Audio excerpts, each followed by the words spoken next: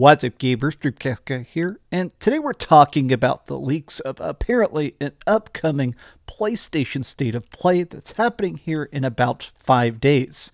The rumors and leaks are saying it's going to happen on September 24th, and it sounds like it's going to be a very bad one, possibly. It sounds like Sony is going to barely show up, there's going to be almost no first-party stuff, and the first game has now leaked, and it's bafflingly bad. But let's talk about the leaks and sort of react to the news, because it seems like everybody is kind of just scratching their heads and wondering what the hell PlayStation is up to.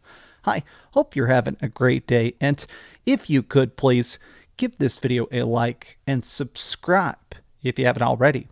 By the way, I did just do a video talking about the 30th anniversary special PlayStation 5. I think it looks really cool. I did a whole video kind of breaking down their announcement trailer and why I like it, even if it is just a ridiculously expensive standard PS5, or the PS5 Pro, which I've got my problems with. But there have been a lot of rumblings, specifically from some renowned leakers like Jeff Grubb and stuff, that there is going to be a State of Play next week, and it's going to have a couple remasters announced. Now, they did say that Horizon Zero Dawn Remastered has already been leaked, and apparently the other one is less exciting than that. So people were saying, what could that possibly be? Because it seems like nobody's excited for Horizon Zero Dawn Remastered. You know, I'm a big fan of Horizon Zero Dawn, and even I am wondering why the hell that's getting remastered when it just came out a couple years ago. It's already 4K, it's already 60 FPS, but apparently, according to the leaks, the other remaster that's going to be revealed is Days Gone. Now, this is a deeply baffling decision for like 5 separate reasons.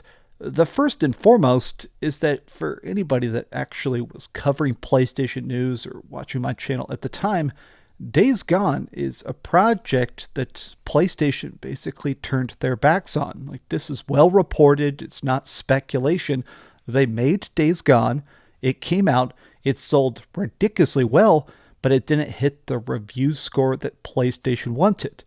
During this era of like from 2016 to pretty much still now, Sony has this obsession with Metacritic scores where they want to make sure a game is profitable and sells a lot, but they have this vision that if every game gets like around a 90, stuff like Spider-Man 2, God of War Ragnarok, all that stuff manages to sell a lot, but they want to make sure that when you Google like PlayStation exclusives, it's a bunch of top tier Game of the Year nominees and stuff like that. And Days Gone, not to bag on it, it did not get very good review scores. I think it ended up hovering around a 72 on Metacritic, but despite its success, we never got a sequel, we never got anything to follow it up, it never even got any DLC. They pretty much just dropped it, patched it, and moved on. And a lot of people, especially the fans, have said, what the hell? It's weird that they just dropped it so quickly. And a lot of people have said it's weird that now they homage to it. There's an Astrobot character dedicated to Days Gone. There's references to Deacon, the main character, and stuff. But here's my thing additionally. I think this game still looks incredibly good. It's still incredibly modern. Like, taking a game that came out just a couple years ago, I think it came out, 4 years ago? 4 years ago, maybe 5 years ago, and trying to re-release it with a full-blown price tag is mind-blowing. Now, I must admit, I extra have an additional layer to this because I did have a chance to talk to the developers. I played the game before it came out, and they were incredibly passionate. They're people that really definitely cared about Days Gone. It's a thing where it was such a work of love. Even if I particularly didn't click with it, I've actually talked about this in the past. I did a big review for Days Gone, but it's the kind of game where even if I didn't completely get obsessed with it, I could see what they were going for. So it's weird that they're remastering a game to drop it again to get even more money off it with no idea, no points, no extra content, probably no sequel in mind. It just feels like a very weird thing. But a lot of people are also bringing up the fact that this whole obsession from PlayStation to make games run natively on PS5, it's just an odd situation in general.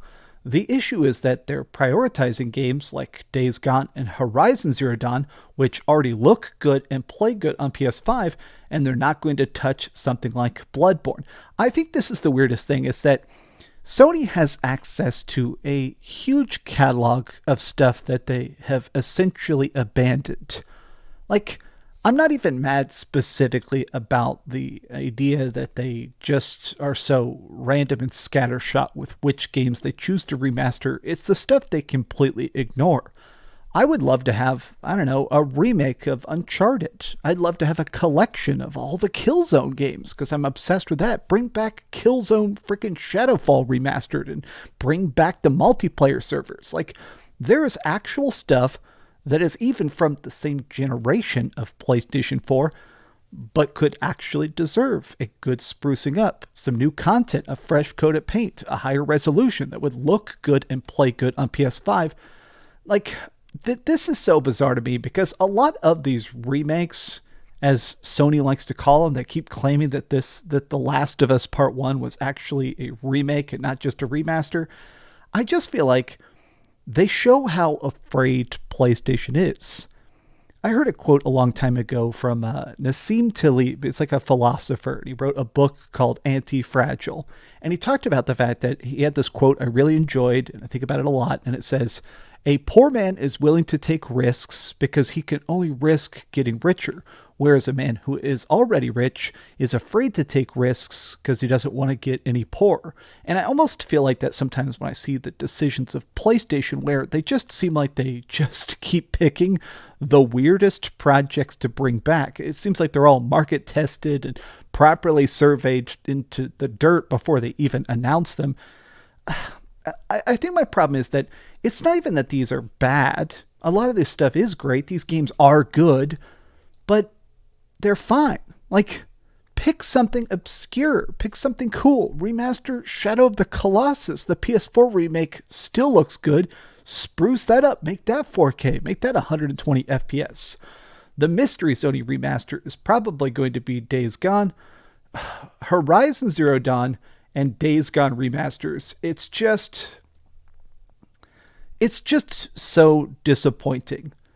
There is talks that the next big PlayStation game is going to be Fair Games, which is going to be another live service game very similar to Concord. The trailer for it has a ton of dislikes. There is a lot of instant pessimism around the idea of Fair Games as a project.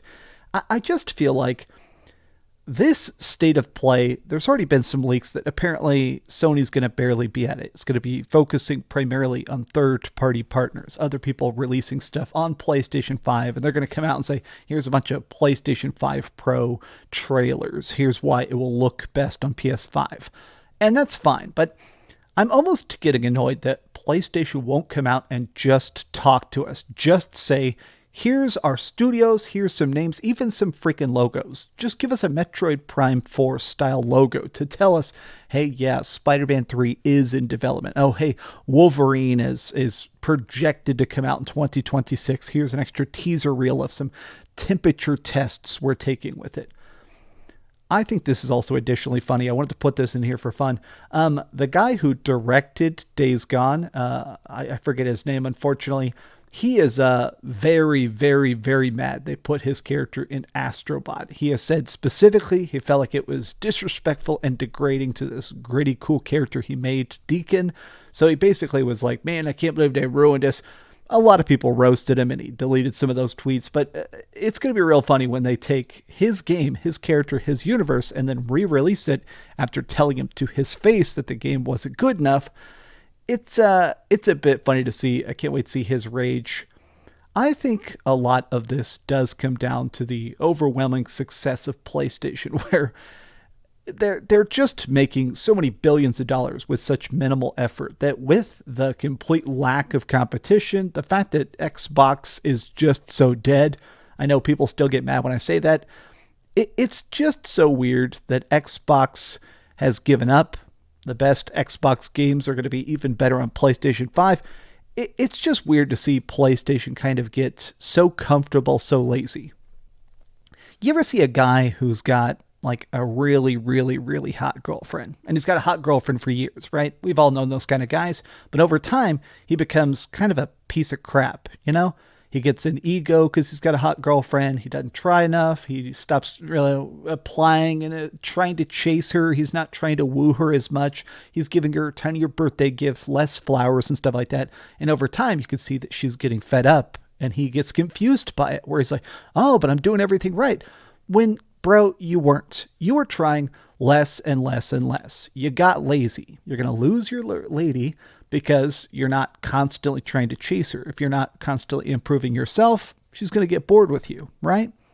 I almost feel like PlayStation is in that predicament where they got so much acclaim, so much awards, so much hype, so much sales, so much money, they're getting lazy. They're no longer trying to woo the fan base. They're no longer trying to they're no longer trying to give us our flowers. And people are going to really quickly burn out. But what do you guys think about this? Are you still excited for the state of play? If it does actually get announced here next week or whatever, I am going to probably stream it. I do like streaming these events, especially PlayStation events, but we'll see if it's actually good or actually bad. If it's just a bunch of remasters and a fair games trailer, it's going to be an L. Predicting that now. Oh yeah, like this video and subscribe. Thanks so much for watching that video. If you want to see something else, you can always click this link to see what I put up last, or, subscribe and see what's coming up next. Also, I promise that whatever I do, it'll try not to suck.